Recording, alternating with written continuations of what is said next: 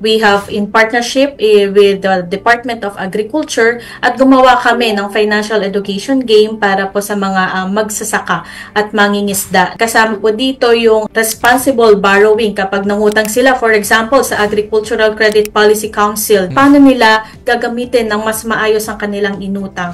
We are also in partnership with the Credit Card Association of the Philippines. Gumagawa po kami ng e-learning modules para po sa credit card use. Currently po, nakikipag-partner din kami sa Department of Education. Tama po, i-integrate ang financial education key concepts sa K-12 curriculum. May mga integrated na pong mga topics on financial education simula kinder hanggang grade 12 po. So, ganun po yung ginagawa namin with Department of Education.